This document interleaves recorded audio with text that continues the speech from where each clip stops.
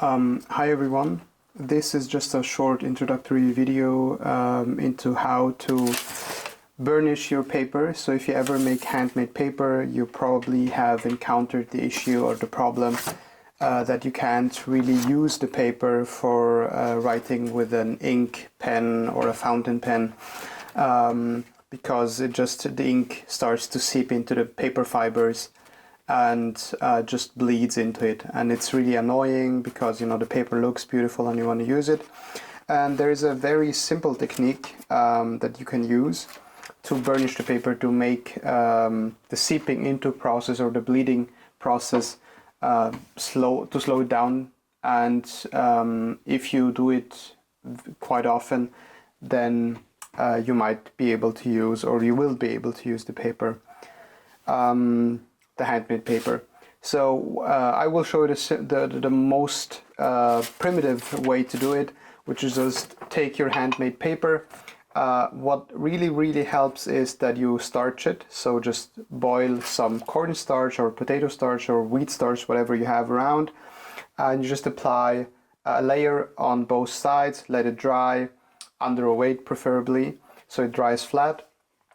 And I use that technique with hide glue as well. So I use one layer starch, which just like glues the paper together or the paper fibers together, and then I use a layer of hide glue, also just applied very thinly, and that just gives it some rigidity and strength. And once I've done that and let it dry, the paper will feel a bit more stiff or stiffer than it usually does after making it.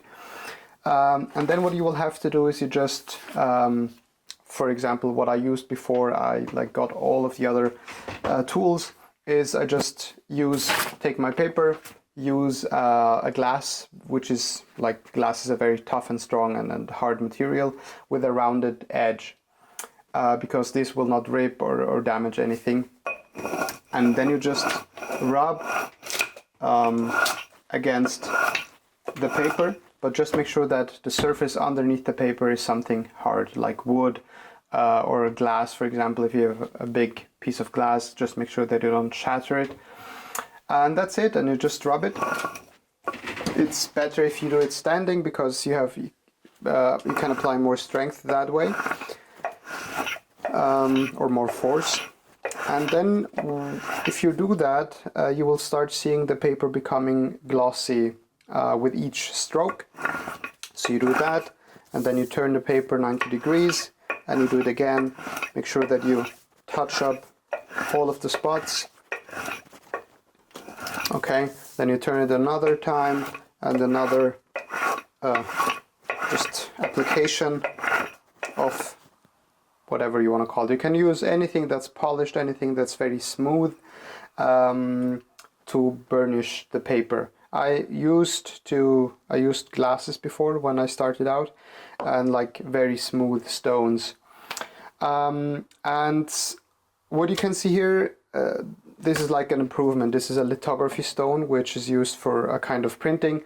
And then what you can get yourself are tools like this. This is a burnisher, and a gate burnisher, and it's made specifically for that task. So you have have a bigger surface with that one, and you can apply the force more directly onto the paper. And here we use the same technique as well. We just turn the paper,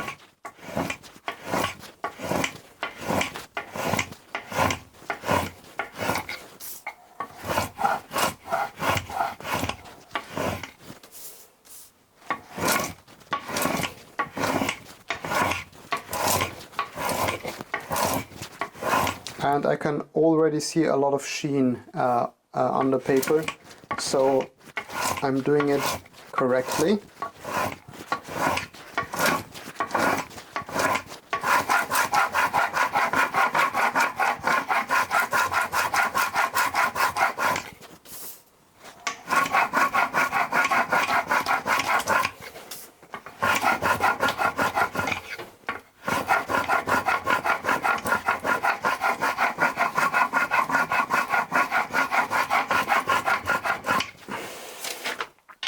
Good.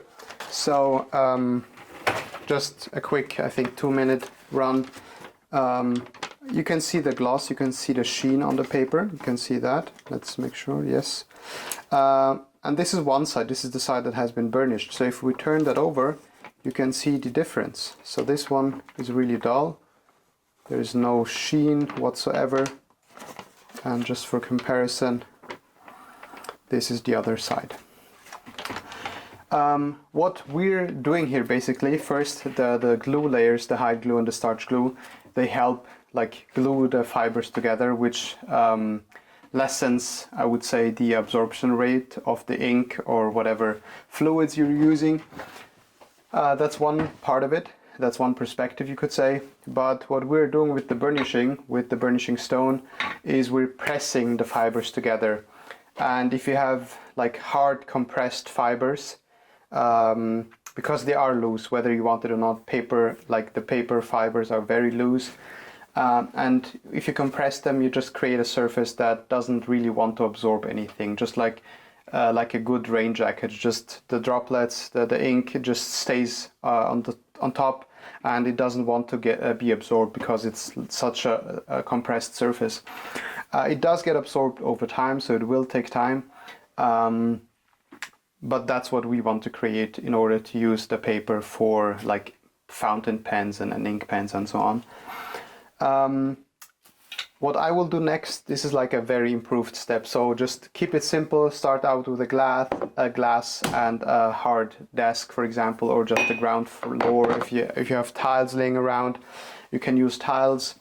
And yeah, so what I also have is bigger and smaller burnishing stones, so just let me get those out of here. Once I'm done with the big one, because this just like for smoothing out the big surface, and I want to give it more sheen, I just use smaller and smaller agate burnishers, so like these, and we'll just continue the process.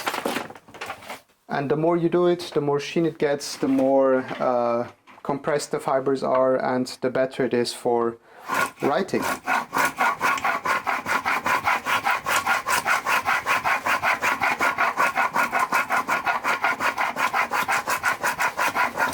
You can also vary the angle, so you don't always only have to turn it in 90 degrees.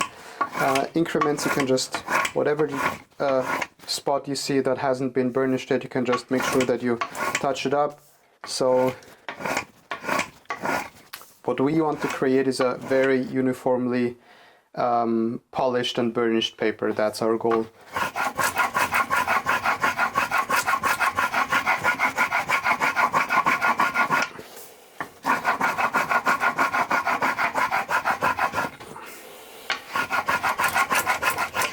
So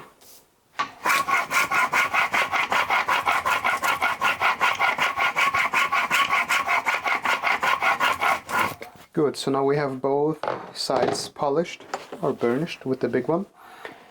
Now I use the smaller one .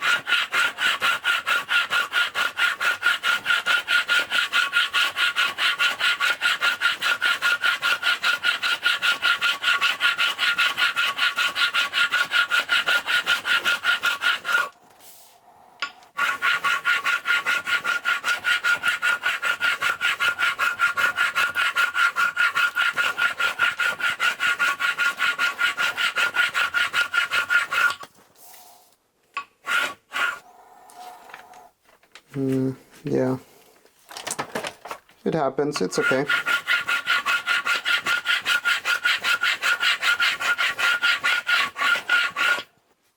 We turn it over.